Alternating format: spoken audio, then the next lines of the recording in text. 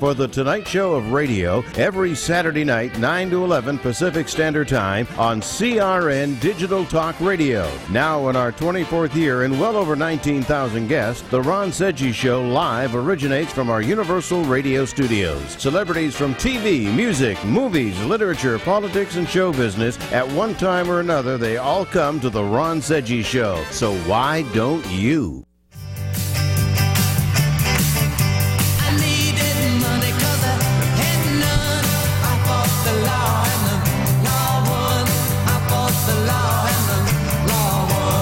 You can try fighting the law all you want, but the law is always going to win. From politicians and celebrities to sports figures and business leaders, they're fighting the law. Now, here to sort out the nation's top legal news stories is America's favorite legal analyst, Royal Oakes.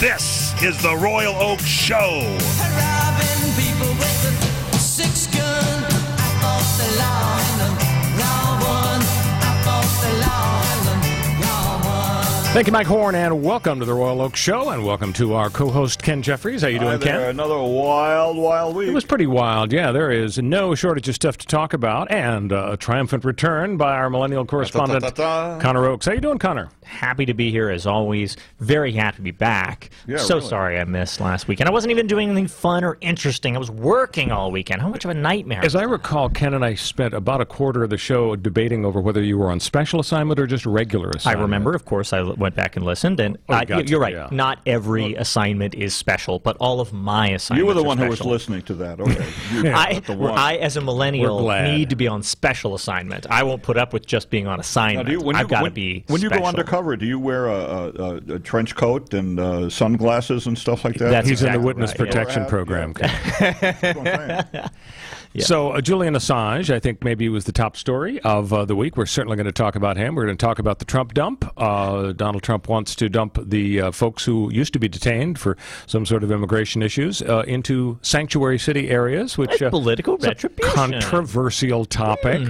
We're going to talk about the Congress lady who got into a little trouble for referring to 9/11 as some people did something. And by the way, I found out this morning, I didn't realize that she made the comments here in Woodland Hills in the San Fernando Did Valley you a few realize weeks that? ago. Wow, a hotbed of controversy in Woodland Nothing Hills. good happens in the valley. Was it in the quad at Taft High, or what? It was at the Hilton, Representative Omar, Okay. and I didn't know that, and apparently she just tweeted it last week, and then the New York Post ran a whole thing about it. Interesting. The New York Post went crazy. But So she we're made the comments here in the Valley. We're going to talk about Attorney General William Barr. Gosh, I'd say give the guy a break. It's going to be Tuesday, maybe. Let's just wait till we see what We he do redacts. have, by the way, can I show this? We did. We broke into Barr's office and we stole his redaction pen. We stole his so highlighter. We can't redact anything. His highlighter is a black highlighter Sharpie. here. It's Okay. like a Watergate break. Now that I say that, we're just kidding. Just kidding. Just kidding. Fake news. Okay. And finally, Senator Cory Booker introduces a bill for slavery reparations. So Finally. we're going to dig into that topic as well. We put that off since 1867, so... So let's kick it off with talking about Julian Assange. Pretty weird visual there. Apparently they were dragging him out. I mean, did he think it was going to help to resist arrest? And he looked like David Letterman with the beard. He apparently, did. Santa It was Claus not a or good something. look. Very Not a strange. good look. Yeah, I think he's probably been watching a lot of David Letterman in there. But anyway, he's been in the Ecuadorian embassy in London for a bunch of years. And apparently it's not lush budget stuff. It's like 200 or 300 square feet. It's like a room, 15 by 15 or something. And so he hasn't been living in the lap of luxury, but the problem is, apparently, when you seek asylum and you go into an embassy and say, oh, you've got to give me protection, and Ecuador said yes, the rules of the road, according to International Hague Convention or whatever, is you're not supposed to interfere in the internal affairs of other countries. And he has been, shall we say, interfering big time, whether it's the Chelsea Manning stuff or whether it's the WikiLeaks dump of Democrat-hacked emails in the 2016 election.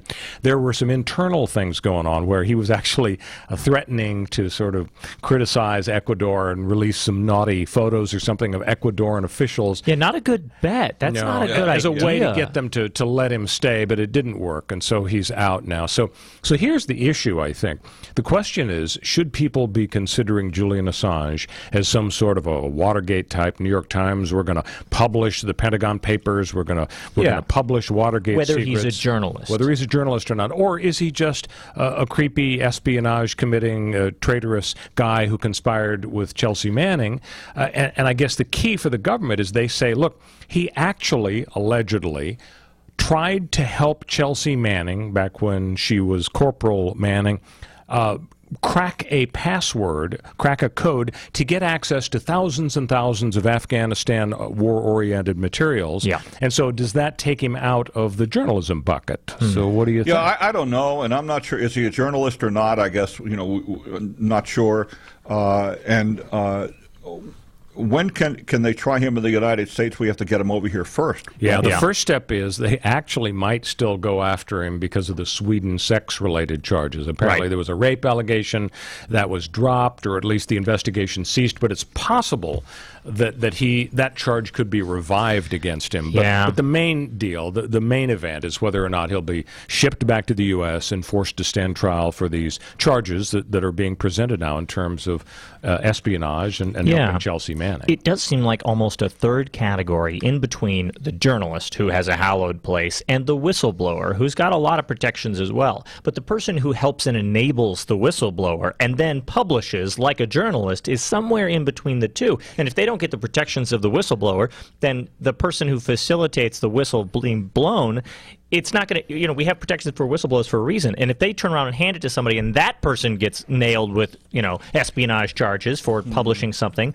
evidence of what Manning believed were crimes against humanity in Afghanistan, then what's the point? You're not going to have anybody there to accept and help a whistleblower. So having whistleblower protections doesn't seem like much of a reasonable proposition.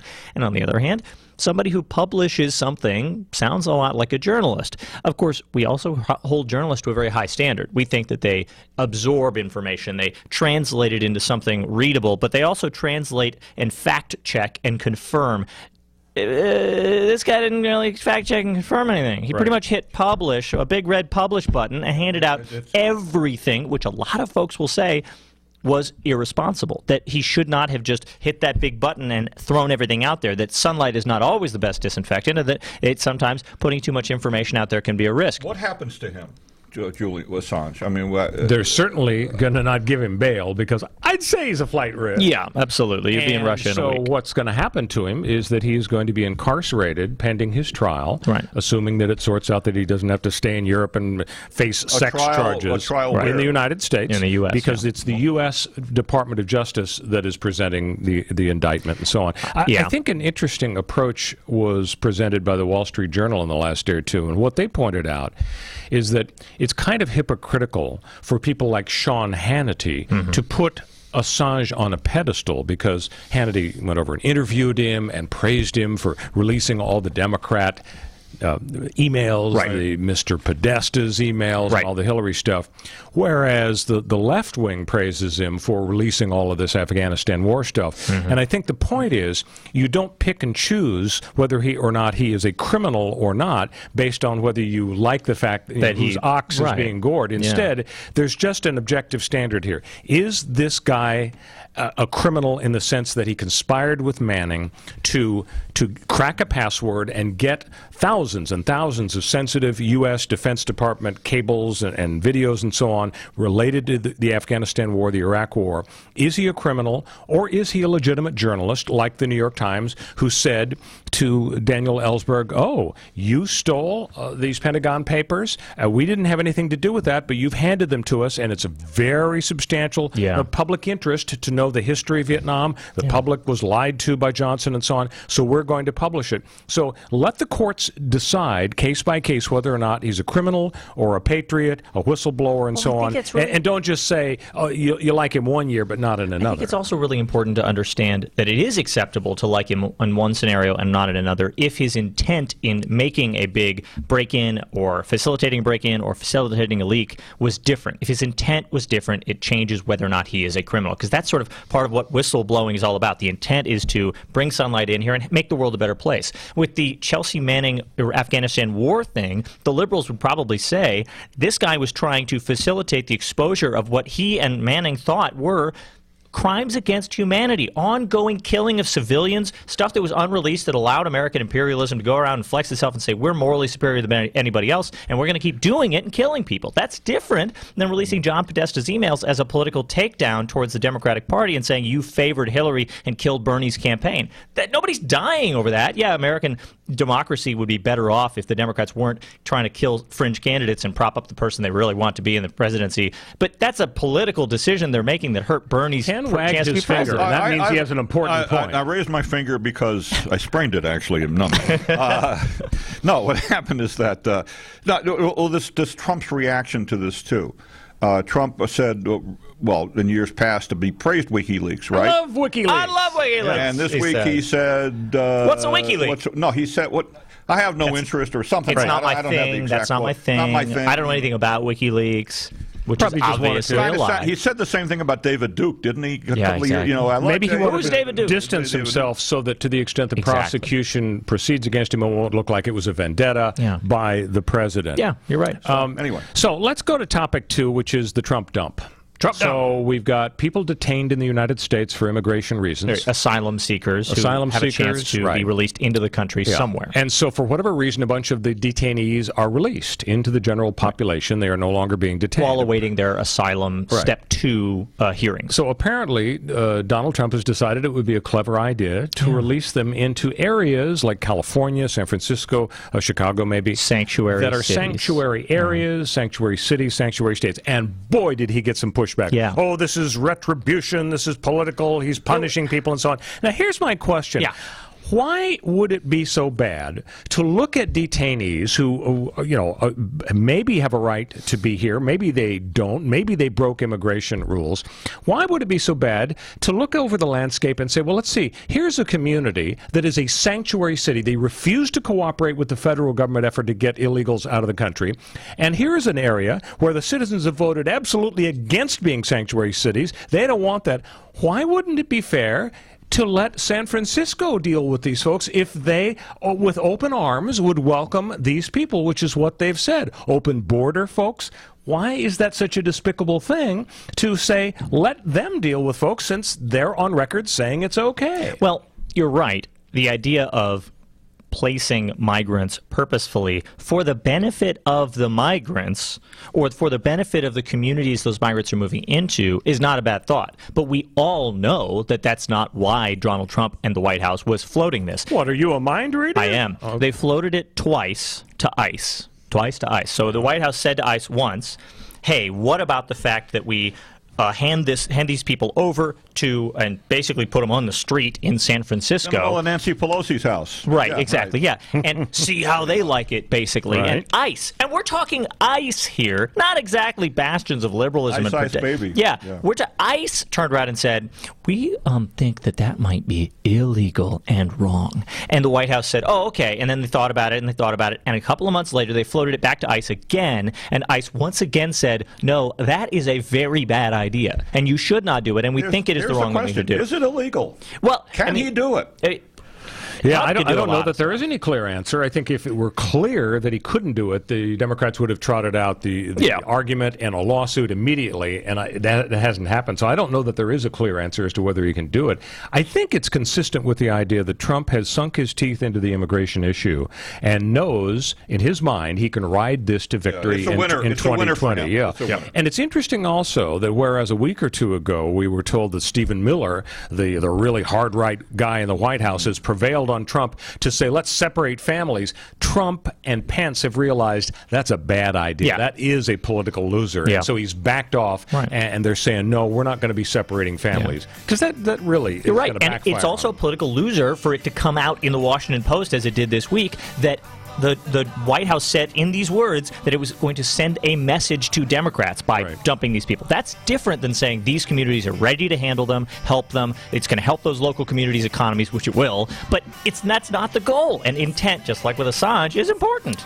And speaking of intent, when we come back, we're going to examine the intent of the Congresswoman, one of the two female Muslim congresswomen in Congress, who said this week something that got her into a little hot water. A lot of hot water. She was complaining that after 9/11, a lot of people were really going after the basic fundamental rights of Muslims, and she was very unhappy about that. And then in the context of discussing that, she said, well, some people did some things on 9/11, and the reaction to her phrase, some people did some things, it was pretty amazing. Fiery. We're going to talk about it when we come back on the Royal Oak Show. Get a good night's sleep with MyPillow. I've seen the ads for years, and now I've got MyPillow. I ordered one. I ordered two, and I've been sleeping on them. I'm a back and side sleeper, and when I tried MyPillow, my sleepless nights are gone. I used to wake up in the middle of the night. Not anymore. You don't have to adjust your pillow. MyPillow adjusts to the shape you need and want. You toss out those flat, worn-out pillows. You sleep really well all night long. 100% machine washable and dryable, made in the USA, a 10-year warranty, and you can get 4 MyPillows. That's right, 4 for half the price. You get 2 premium MyPillows, 2 go-anywhere pillows, plus you get free shipping. You got nothing to lose. Try them out. They're guaranteed. Go to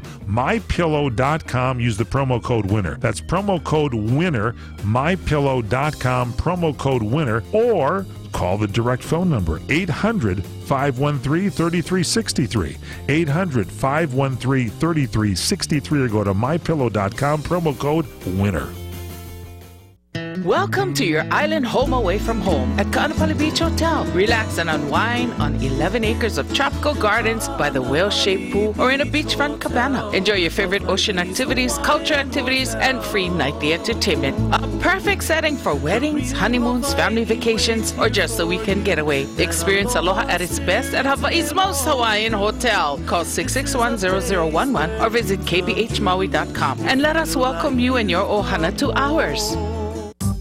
Hi, everybody. Michael Horn from CRNTalk.com. You know, we provide you with the best in talk radio. 8 channels of talk radio, from radio on the left, radio on the right, sports talk, business talk, religious talk, Spanish talk, you name it, we've got talk radio for you. All at CRNTalk.com. Well, now we'll bring you video as well as audio. That's right. Watch your favorite shows like The Robert Conrad Show, The Fred Dreyer Program, What's Cooking Today, What's Cooking on Wine, The Lounge, and so many other shows in video right at our website, CRNTalk.com. You can also watch us on Roku. Just search CRN Talk, and you can watch us on Roku on any TV anywhere in the world. Also on Facebook Live. Go to Facebook.com/CRN Digital Talk. Facebook.com/CRN Digital Talk. Roku, search CRN Talk. Check us out on Tiki Live and at CRNTalk.com. Video for you talk fans, all from CRN Talk. Destination, South Point. 11 great restaurants, bingo, bowling, movies, race books, sports books, spa, live entertainment, oversized rooms, and the rates unbeatable. The South Point Las Vegas. Book now. Online at southpointcasino.com or call 866-791-7626. southpointcasino.com or call 866-791-7626. At the South Point Las Vegas, you're always a winner.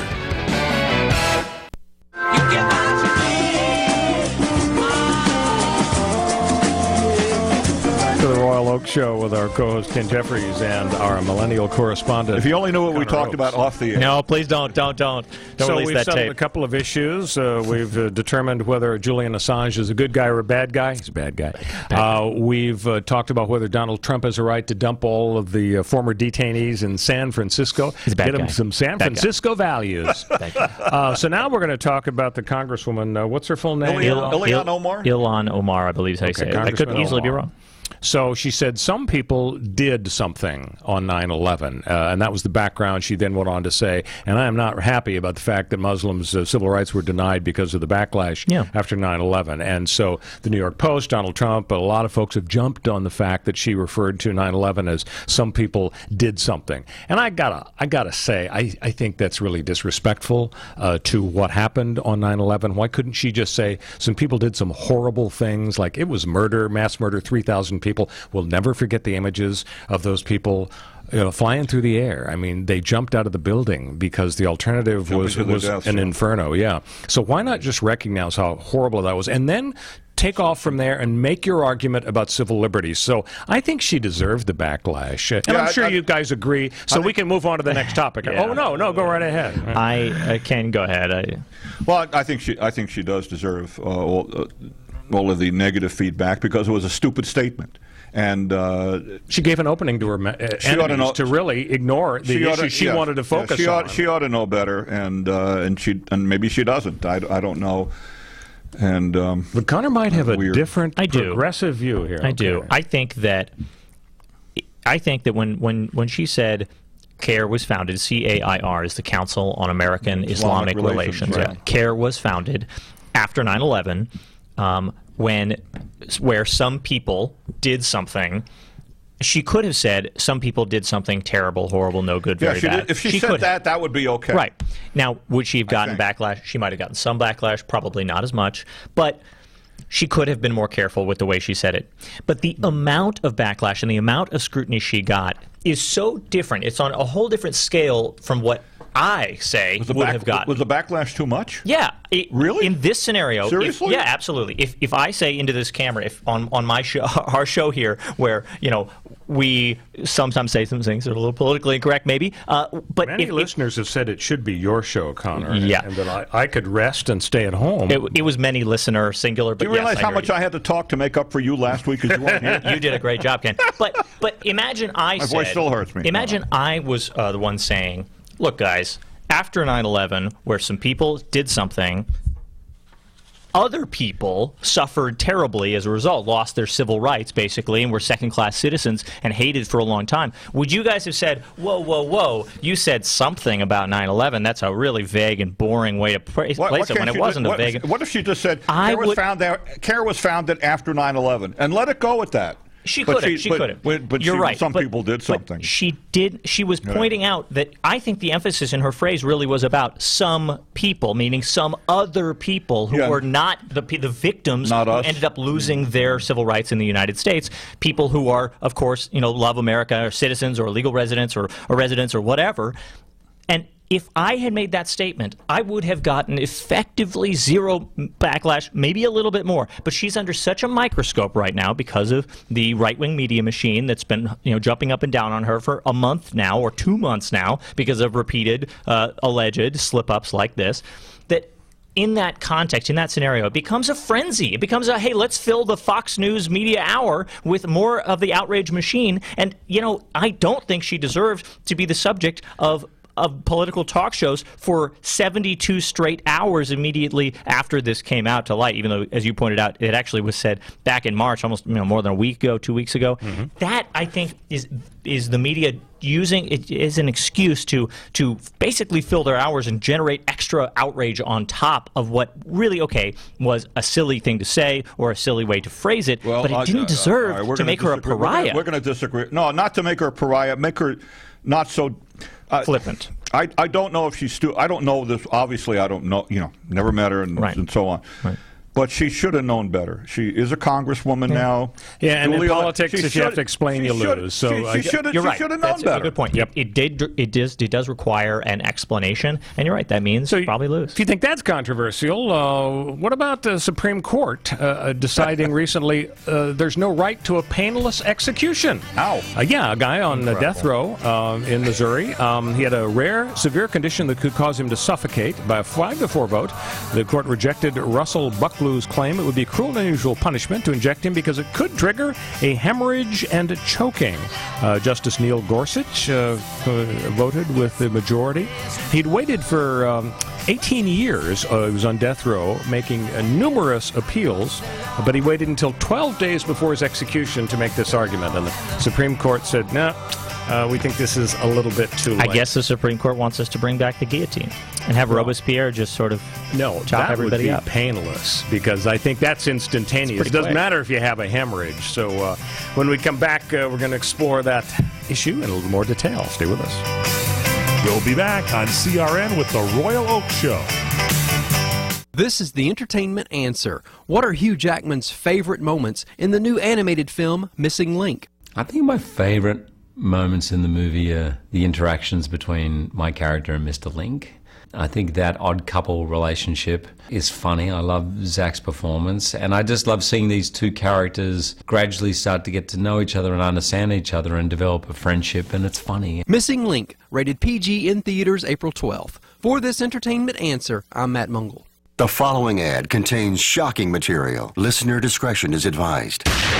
Is someone in your family playing a dangerous game of Russian roulette? Over 43,000 people die a year from drug overdose. 120 people a day. 5 people every hour. 1 person every 12 minutes.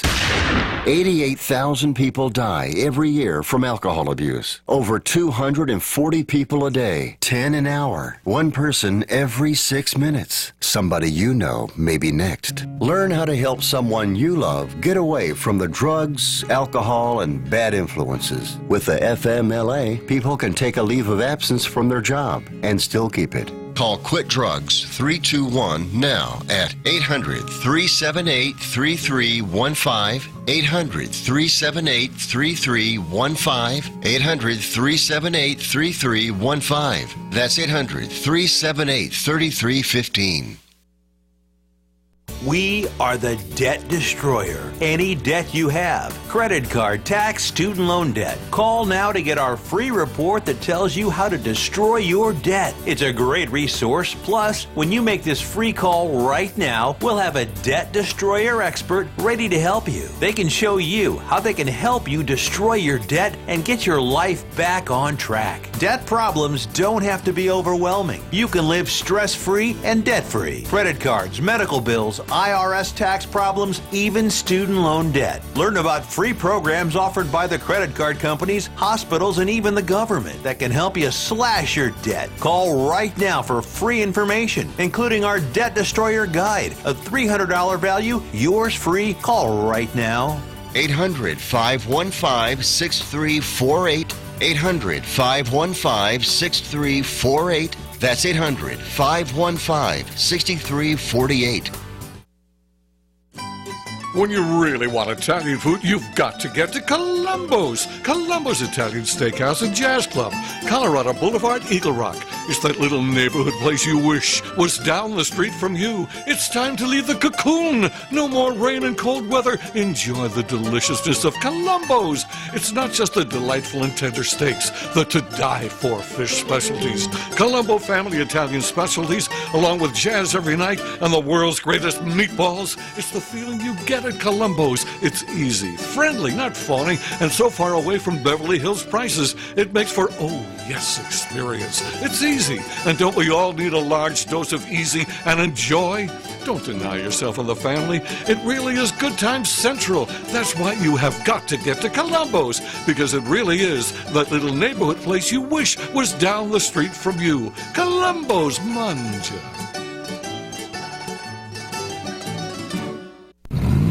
Destination, South Point. 11 great restaurants, bingo, bowling, movies, race books, sports books, spa, live entertainment, oversized rooms, and the rates unbeatable. The South Point Las Vegas. Book now. Online at southpointcasino.com or call 866-791-7626. southpointcasino.com or call 866-791-7626. At the South Point Las Vegas, you're always a winner.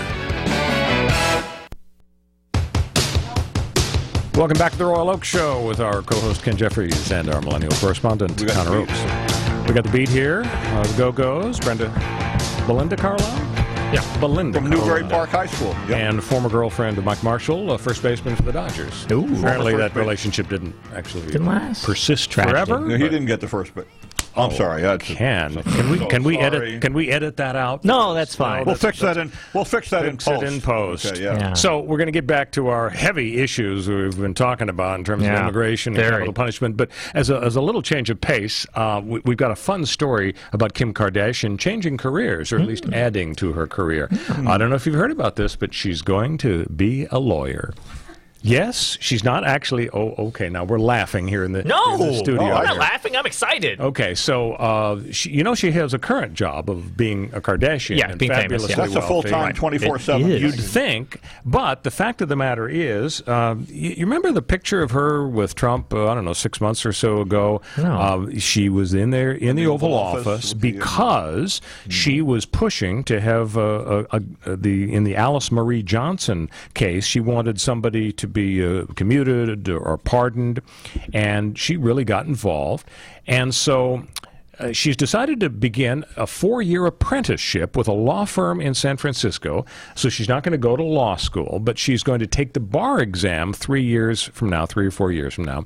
She said, I had to think long and hard about this. She didn't have to cheat to get into law school, right? No. Felicity Huffman didn't Although help her. her mother could help her. She could buy a wing, so she'd get in that way. Right. But she said the success of her advocacy campaign to release Alice Marie Johnson from jail is what inspired her. She said the White House called me to advise me to help change the system of clemency. And I'm sitting in the Roosevelt room with, like, a judge who had sentenced criminals and a lot of really powerful people, and I just sat there like, oh, blank, I need to know more. So, hey, more honor for recognizing that. I don't know that she actually call had. Kim Kardashian a moron? No, more on her. Like better. So you just put good the on words her. together. Like good on her for. I guess good on her is the phrase, not more on her. So she won't Freudian be a moron slip. of the week or moron of the Yeah, no. Good on her for bettering and recognizing a need for more education to be able to speak in a better and more informed way. Her father, of course, was Robert Kardashian. Of course, Robert Kardashian. Lawyer for O.J. Simpson. Yeah. So here's my question. Connor Oakes, you went through law school. You did well. You passed the bar exam.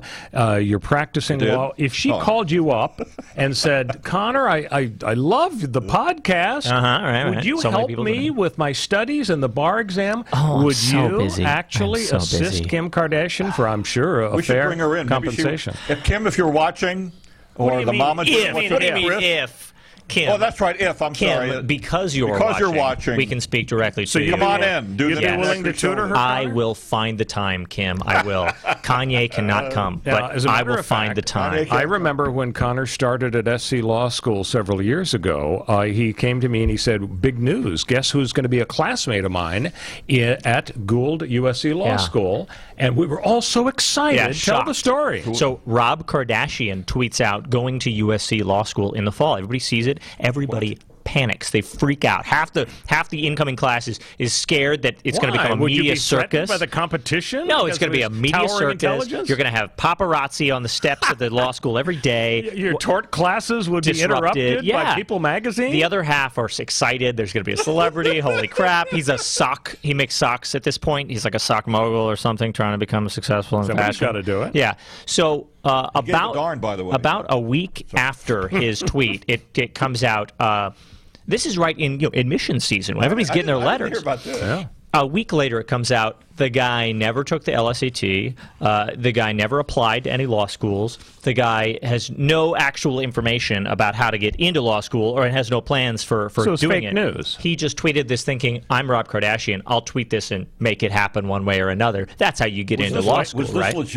Legit tweet that happened. Everyone freaked out about it, but he had absolutely no plan. Why didn't he just tweet that he's flying to Venus? He should have. Because he is a Kardashian and he thinks that's how things work. Are you serious? This whole thing? Swear to God, this is not an April Fool joke. The biggest drama of my entire pre-law school sort of year. It was very exciting.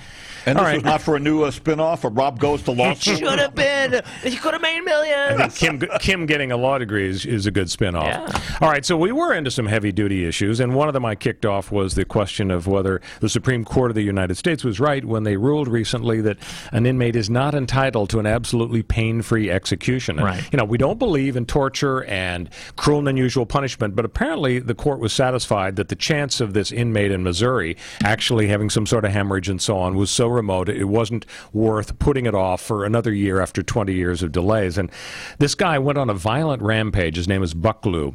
After his girlfriend tried to end their relationship, when she fled to a neighbor's house, he shot and killed the neighbor. He beat the woman with a gun and raped her. After the shootout with the cops, he was arrested. Later escaped from jail and attacked his girlfriend's mother with a hammer. I'm not feeling a lot of sympathy for this guy in terms of making absolutely certain that there won't be any discomfort in the whole execution process. This is yet another example of how bad facts make bad law sometimes, in my opinion. When the facts of the case are so bad, we start to get, invested in, emotionally invested in whether the outcome in this case is going to be okay. When you make law or Supreme Court decisions, which are law, you got to think about what happens in every case. And you know what? I think thinking about whether the inmate is going to suffer pain during while he's in his cell, or while he's in the courtroom, or whether he's in a van being transported, or whether he's on the table about to be executed, all of these things I think carry equal weight in terms of the pain that a person might experience. And so I'm very troubled by the idea that the conservatives on the court basically said, is pain important, really? Is this guy having an allergic reaction and gasping for breath and suffocating instead of being put to sleep painlessly and humanely? Is that important? The fact he's that a he bad waited guy, 18 years to make the argument, waited until 12 days before the execution. Yes. That's a little bit fishy. That's not what the Supreme Court decision said. It didn't say you can't bring this up now. It said we don't care about this, and that's a problem. Yeah, I think that's scary. They all did mention, however, the delays, and that is a phenomenon. People make arguments, then they make different arguments 10 years later. So we got a kind of a related issue here, in a way, and that's Bernie Sanders coming out with the position that, doggone it, felons should be able to vote. And he's not just talking about ex-felons. He's talking about currently incarcerated felons. And I guess I have a little problem with the idea of doing that. Let's just... By the way, and Bernie is going to show his taxes. He hasn't done it yet. No, he says he's a millionaire, so he's toast. He's done already. Well, and not only that, of course, Elizabeth Warren and her husband, their income is about $1 million a year. Her husband is a successful lawyer. She's got a lot of income besides her I saw a great Onion headline. Bernie Sanders' campaign will be doomed as soon as the public finds out his net worth is the same as the third most successful dentist in your hometown. I love it. Oh, my gosh, he makes $1 million. But okay, so do a lot of people. But right, that's a terrible idea. Is he part of the 1%? Yeah. Has he been railing against the 1%? Yeah. Is that a problem? That's the real question. Maybe. Maybe it is. So Bernie and Liz have an issue to deal with in terms of their income. But on this issue of voting, I don't quite get it either, Ken. Why do you think, Connor, that Bernie feels the compulsion to come out with such an idea that is bound to have a negative reaction among the great middle of the population, who frankly is going to decide the election? They're the Trump haters and the Trump lovers. The 30 or 40% in the middle, they're going to decide. You really think that the 30 or 40% in the middle want prisoners, current felons in prison, to be able to vote? I think you're absolutely right that this is a loser with the 30 to 40% in the middle. And I think that you're also assuming that the 30 to 40% in the middle decides the election. And I think that every single candidate out there has to disagree with you, because every single Democratic candidate out there is saying we're going to take the Overton window, the span of ideas from left to right that is okay to talk about. Overton window? It's called an Overton window. It's like the Ipcris file or one of those crazy. Yeah, the Overton window is the spread of ideas from all the way to the most left to all the way to the most right that are acceptable to talk about in politics right now. Okay. Something that's acceptable. And they take the Overton window and they shift it left, until we're talking about the Green New Deal and felons voting. Part of it is because we're in primary season. And 16-year-olds voting. And you're absolutely right. That's in primary season, you got to incite the liberals, the leftists, who will come out. So then you go back to the middle for the Maybe general. they will. But maybe even in the general election, maybe the goal is to excite people. And maybe the idea is these Trumpers are never going to come over to my side. If we've got a Kamala Harris, and you have a black woman, or you have a Pete Buttigieg who's gay, or you have Bernie Sanders who's a Jew, whatever comes up. Sort of. I got it. Now I got to tell you about Bernie Sanders. Now Bernie Sanders won. I'm going to quote Ben Shapiro. On KBC. God! And I'll tell you, this is the one thing I agree with him with. The esteemed Ben Shapiro. Ben Shapiro. Now seriously, he said Bernie Sanders is about as Jewish as a ham sandwich, and I believe it. I think that's true. That's pretty strong language. It was very funny. Is a very observant Orthodox Jew, right? So yeah, I think he is. Sure. And I look. I mean, I listen to him on KBC from 3 to 6 every day, and Monday through Friday. Dear God, why? Because I work at KBC. That among other reasons. No, it's just, and I listen to it, and some stuff, it makes sense, and other things, you can take. You have a brain, you can think, as a listener, you can think, But he said Bernie Sanders is about as Jewish as a ham sandwich, and as a Jew, as a Jew myself, but not as urban as Ben Shapiro. Yeah, I agree with him. Religious purity tests to me always sort of make my tummy rumble in an uncomfortable way. I don't love that. Who's more that way about religious? I know it gets into this ethnic thing and all this other. So let's have a deeper dive on the issue of the felons voting. I wonder if Bernie feels like they shouldn't even be forced to walk to the exercise yard to vote. Let's make it easy. Let's let them vote via internet from their cell. That seems good. Yeah. And as a matter of fact, why should anybody have to trudge through the snow to a polling place? Why not let everybody vote with their smartphone? The 500-pound guy on his bed that Trump was talking about, who was hacking or something. I mean, why should he have to haul his ass to a remote polling place?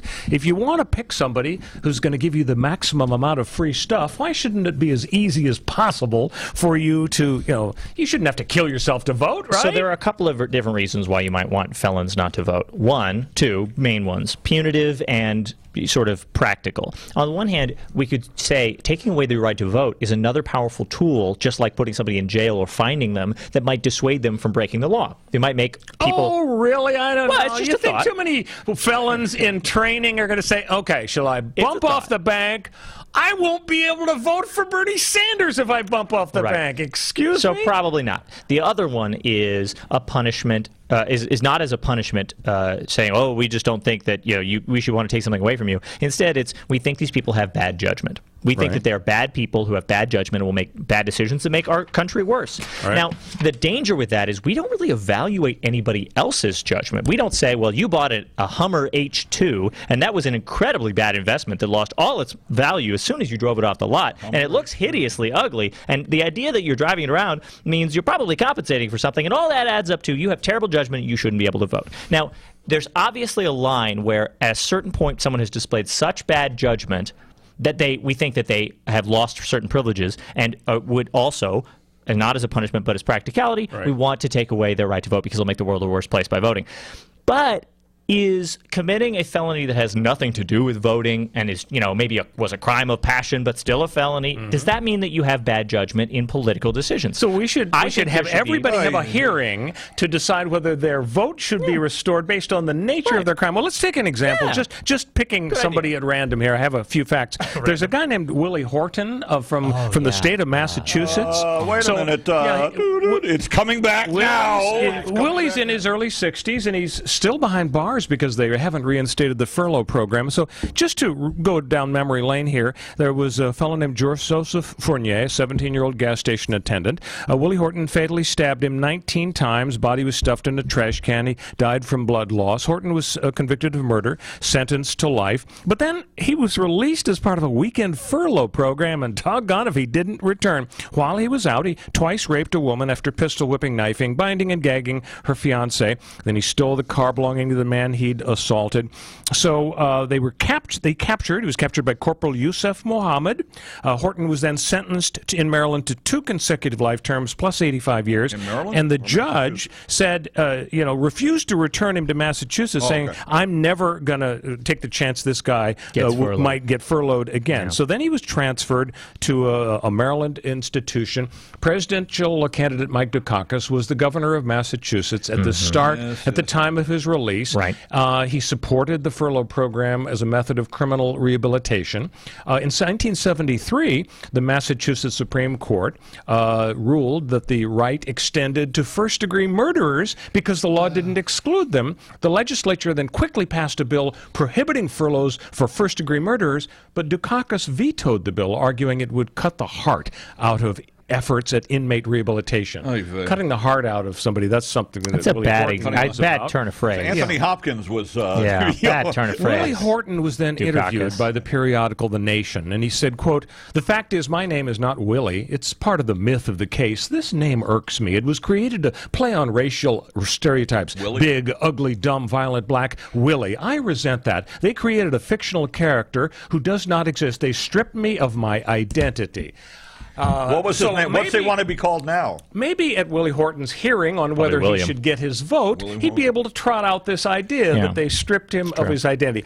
I just don't think we should go case by case and decide. I think there's a bright line test. Either you're a felon and you're incarcerated and you can't vote while you're in prison, or you're not. I think it's a simpler program. I think that it's, and maybe an oversimplification to say that every felon is Willie Horton, and that's the problem. That is exactly. Thank God every felon isn't Willie Horton, because there would be a trail of devastation and blood and vicious killing from here to El Paso to Maine. Let's look at our criminal justice system.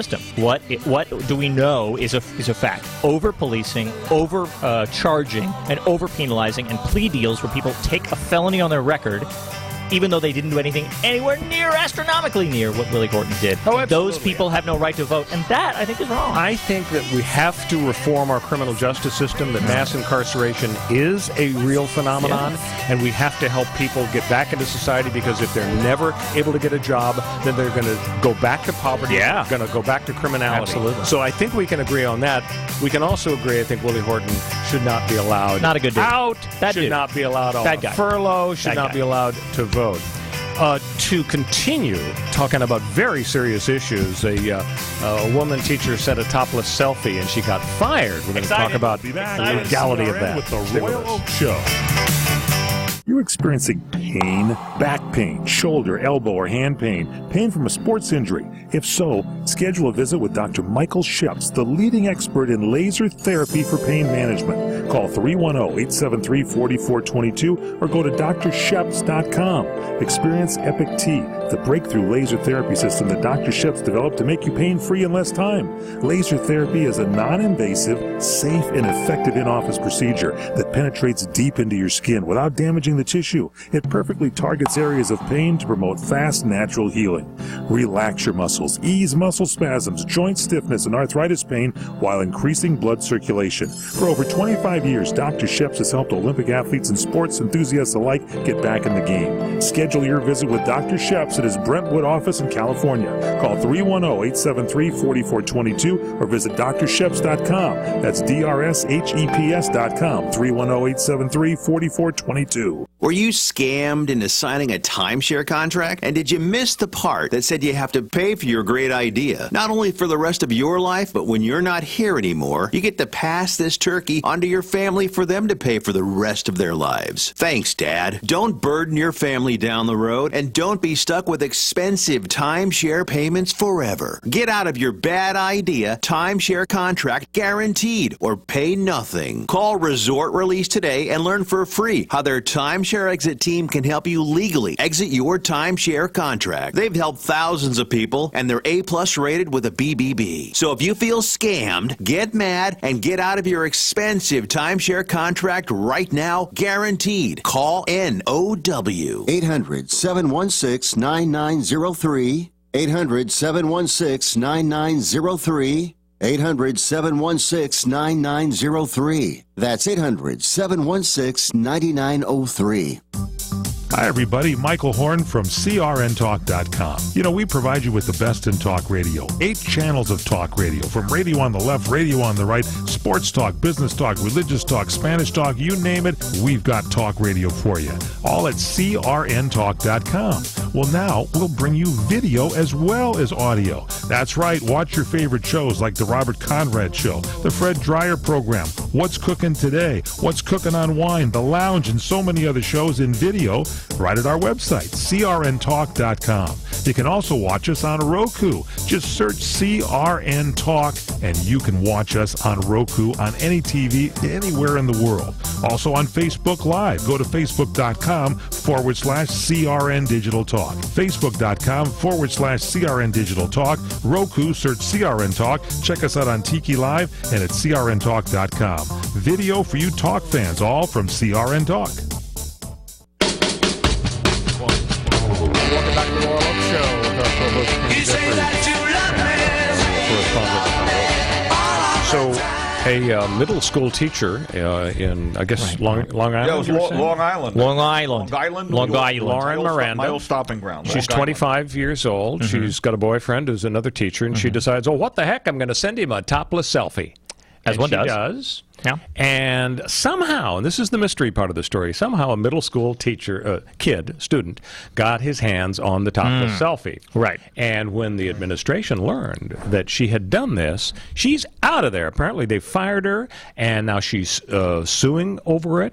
So the question is this legitimate? I guess the administration's attitude is, well, you shouldn't be doing this kind of thing. It seems like it's sort of a privacy matter. If she wants to send topless selfies to her teacher boyfriend. Well, she could, but how did the kid? Let's see. How did the that's kid the thing. The question is, let's step back one step and ask: does it matter how the kid got it? Now, basically, what if she was really sloppy and just did it publicly? Right, but let's take it back and before we even, because we'd be guessing about that, but let's go back and say she took every reasonable precaution that you can take with a topless selfie. I mean, preliminarily, we can say, hashtag free the nipple, etc. Who cares? Topless, whatever. If she texted him, right, then there's a problem with the phone phone company or something. But if it was on Facebook and she hit public instead of whatever. The heck, but let's say the kid. Let's say the kid saw her entering her code on her phone, which was super long and complicated, but he's really good. And so the kid saw her enter this, and then she puts the phone down, and then an explosion goes off outside, and she runs to save a child's life, and the kid gets into this thing and sends himself the photo.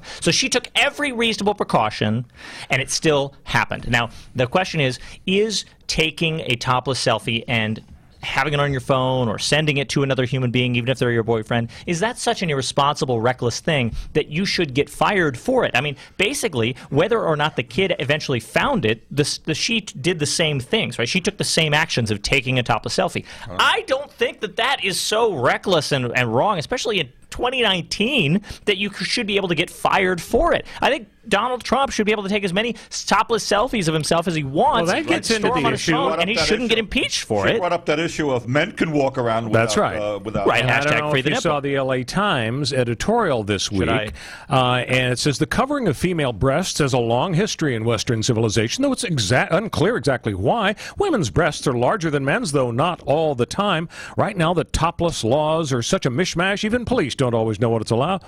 Court rulings generally favoring women's rights in the matter have added a layer of complication. So a lot of women's rights groups are saying you go down to the beach, a woman should be allowed to walk around topless just the way guys are. Yeah. If you were king, Connor, would you enact that rule? Yes, and for non-selfish reasons. I actually do think it would be that it is a silly distinction. It's a remnant of our sex-obsessed puritanical European past that you utilized religion at different points and political persecution at other points. But isn't society entitled to create some rules when it comes to public nudity and so on? I mean, aren't you making an argument for Larry Flint going to the city council and saying, look, I don't want anybody interfering with my rights. I have bought a billboard on Sunset Boulevard, and you can have Bono on one billboard. My billboard is going to have a picture of a woman with no clothes, and it's going to be really explicit, and don't tell me I can't. There's a difference, I think, in those two scenarios, because in one scenario we're talking about different treatment between men and women, and the other we're talking about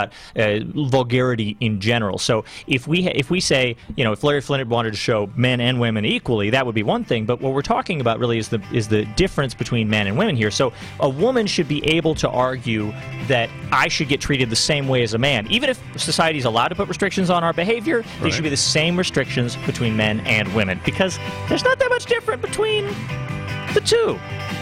Social norms, though, manifest themselves in obscenity rules, and I don't think that you can erase the biological differences. You're going to make me take my shirt off? Is that what's happening? Is that where we're going? Is this where we're going? Is that what? We're going to take a vote against that. We're going to vote against that. Absolutely. Hey, next week, folks. And on that note, next week we're going to get into whether the Sultan of Brunei should be able to punish adultery and gay sex with death. You don't want to miss that on the Royal Oak Show. Wonder. See you next week. Which was most appropriate because that was your theme. Are you tired of hearing your favorite talk radio shows sound like this? What if you could hear your favorite shows in crystal clear, high-definition digital sound? Well, with CRN Digital